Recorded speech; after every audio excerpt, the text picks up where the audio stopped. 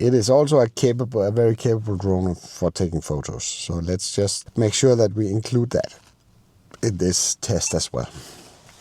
So we put it in photo mode now. And again, you have the capability of taking photos with all the cameras. So we can do them in different... let's do one. Let's just check what the settings are for the photos here. So JPEG plus RAW, that's nice. That's fine.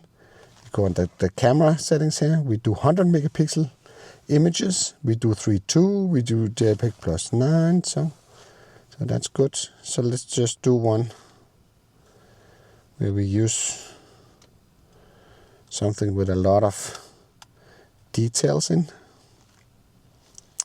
So we can do this. So we do one with the Hasselblad. Then we are going... Yeah. That's fine. Then we do we do the same. Yeah. And then we do one with the 6 times. Put that in the center there. So I'm not really sure. Was that in the center before? Okay, so let's do it again. So we do one. And we do...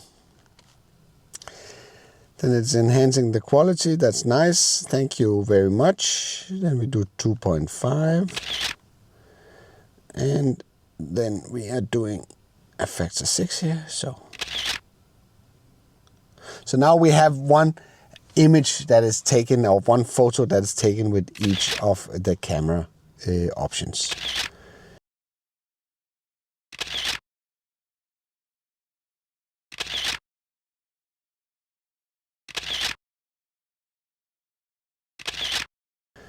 Under the photo menu here, let's just see what we have here. We have all the usual suspects. We have single photos. We have A/B. We can try and do A/B photo just for the sake of this demonstration. So we just do an A/B, just with the Hasselblad camera. Let's do one here where we have a lot of challenges with the light and bright areas of the image. So let's just do an A/B here. So we get an image that is overexposed, one that's underexposed, and one that's neutral exposed. So then I should probably have set the EV here. I should have set that for 0. Give it a fair chance to get the overexposed image. Let's do one more. So that one will give us a chance to test out the capabilities of the drone. In terms of these. And of course we have the option to do like a single photo. So we do like a single one here. And then we have the panorama option where we can expand the photo. It's probably give us an enormous photo here. So we do this. So we're doing like a wide option. So it's taking 9 individual photos here. And it's stitching those together to one big one. I guess not. So, I guess not. We want to have the outdoor originals as raw. So, it's complaining that the strong wind stopped the... Let's see what we can do. If it can do... this is going to be bollocks.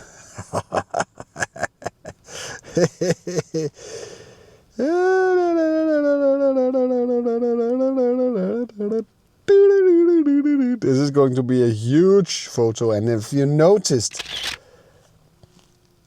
let's just do that for the sake of this when we are testing this.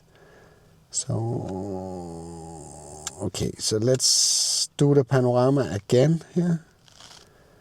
So just want to make sure that we have something that's comparable. So let's just do a little bit of different testing here. So we take like a single image here, and then we go under the menu here, and then we bump it down to 25. Yeah. Go away. So we just take one that is comparable, like this. And then we can go to the panorama and hope we are not getting interrupted by the wind. And then we can take in a wide one. So, can it do it? Can you do it? No! So the wind is not working in our favor. So maybe let's try it here then. There's also a lot of, yeah. So, which,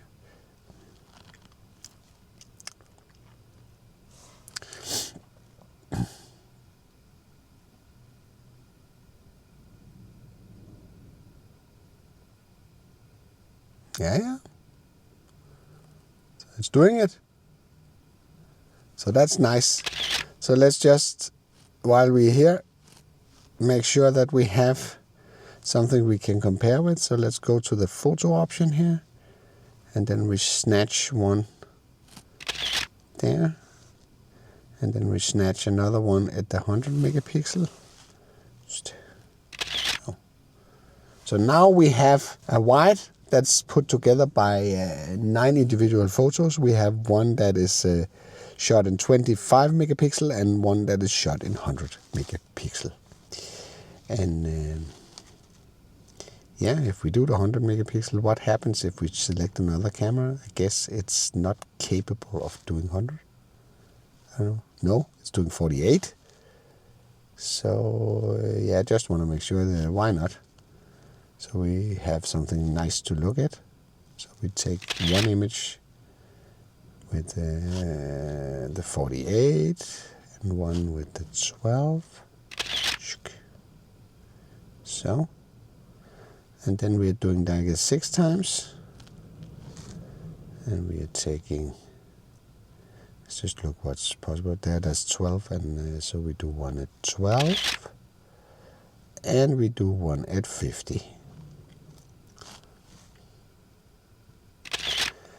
I will put those up somewhere so you can access them and you can download them and inspect them for yourself. So I think that's a very, very nice service from me to you to be able to do that. Let me know if there's something else that you want to know about the Mavic 4 Pro. Then drop them in the comments below and I will make sure to make a follow-up video answering those questions. So I hope you liked this video. If you did, then feel free to give a like. If you didn't like it, feel free to press the dislike button twice. Thank you for watching, and I'll be seeing you on the next one.